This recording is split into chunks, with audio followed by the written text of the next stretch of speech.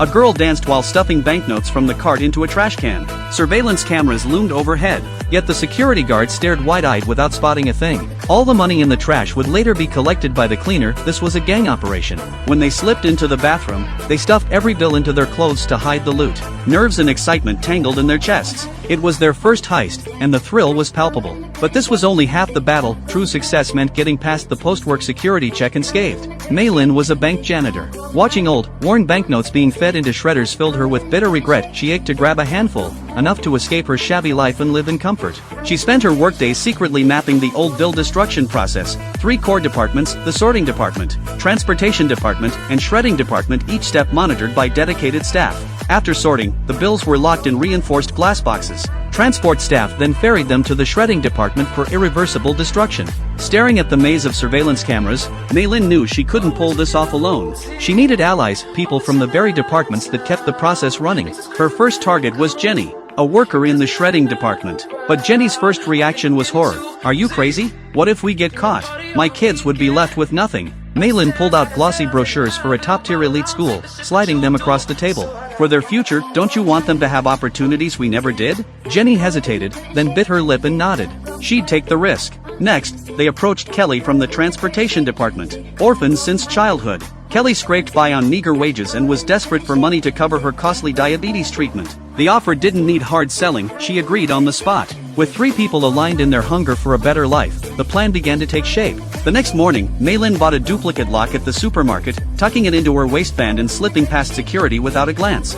She wandered to the cash cart, her cleaning rag in hand as cover. In one swift, practiced motion, she swapped the cart's original lock with her own, then texted the cart's serial number to Kelly. Minutes later, Kelly pushed the cart to the elevator bay. She turned up the music on her phone, swaying her upper body in a casual dance while her hands moved like lightning. She unlocked the cart, scooped wads of cash into a nearby trash bin, relocked it, and rolled the cart toward the shredding department. Maylin followed, collecting the trash bin for disposal. Jenny, waiting by the shredders, spotted the cart's number, swapped the original lock back, and the machine roared to life, destroying the remaining bills, as if nothing was amiss. The trio met in the women's bathroom, their hands trembling as they stuffed cash into their clothes and undergarments. Just one security check stood between them and freedom until Kelly, grinning with pride, accidentally let a corner of a bill peek out from her sleeve. Maylin and Jenny froze. Jenny lunged forward, laughing loudly and striking up a conversation with the nearby guard. Maylin gestured wildly, mouthing "hide it," but Kelly, too giddy to notice, just shrugged. The bank manager, who'd been watching the floor, suddenly stood up. He called Jenny over, his voice sharp, but his attention was on a plastic card on the ground. "Ms. Maylin," he said, picking up her access card, "be more careful with your things." He waved Jenny away, and the 3 slipped out, hearts pounding. Back at Maylin's apartment, they dumped the cash on the bed, counting until their fingers cramped. The piles of money made them delirious with joy until Maylin's husband walked in. Timid and risk-averse, he paled. "Stop this," he begged. "What if you get caught?" Maylin brushed him off. "The bank already marked these bills as destroyed. No one will miss them." He still insisted on caution. "Don't spend lavishly. Any transaction over a certain amount flags the IRS. That's trouble we can't outrun." For 6 months, their operation ran like clockwork. They stole hundreds of thousands daily. In 3 months, they had $10 million stashed under beds, in closets, even in cereal boxes. One night, they toasted their success. Maylin's husband urged them to quit. "You have enough. Jenny's kids got into the elite school. Kelly can afford treatment. Stop while you're ahead." Jenny agreed, her voice firm. "Money we can't spend is just trouble. Let's keep living like we used to, save more, then move somewhere no one knows us." The group nodded until Maylin spoke up. "We can do more. More money means more safety, forever." Kelly and her husband sided with Maylin. Jenny sighed, but relented. Their luck ran out days later. Maylin tossed a spare cart key to Jenny, but it slipped from her hand, plummeting into a drain. Jenny couldn't unlock the cart, the schedule was tight, and delay meant discovery.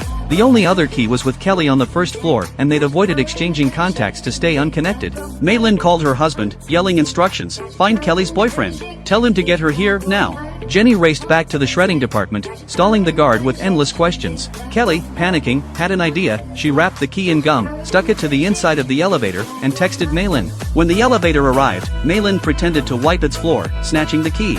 She sprinted to the shredding department, told the guard there was a spill at the entrance, and slipped the key to Jenny. But they'd missed one pair of eyes. Jack, a security guard, had seen it all. After work, he cornered Jenny. "Stop," he said. "I won't report you, but you have to quit." Jenny raced to Maylin and Kelly, hysterical.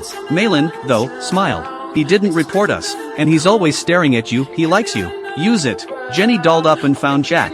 She confessed both to the heist and her growing feelings. To her shock, Jack smiled. I figured it out weeks ago. Anne, I like you too.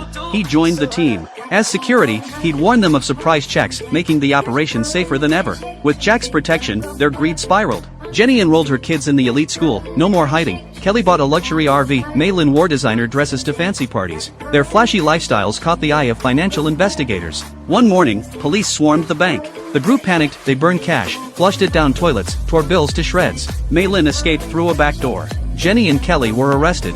Kelly, tears streaming, told the cops, it was all me. They had nothing to do with it. She wanted Jenny back with her kids. Just as the cops read Kelly her rights, Maylin burst in, with a high-powered lawyer in tow. She'd hidden enough cash to hire the best defense. Without concrete evidence, the bills were destroyed on record. The police had to let Jenny and Kelly go. The bank manager, fearing scandal would cost him his job, pretended he knew nothing. But the tax officer had the last word. Even if you didn't steal this money, he said, you didn't pay taxes on any of it. They were hit with a mountain of fines, wiping out every cent they'd kept. They hugged, exhausted but relieved. No jail time, just back to square one. A year later, the three met at their old meeting spot, the diner where they'd planned the heist. Maylin led them to a back warehouse, unlocking it with a familiar key. Rows of metal shelves lined the walls, stacked with black garbage bags. Maylin tore one open, cash spilled out, crisp and untouched. I had half the money here months ago, she said.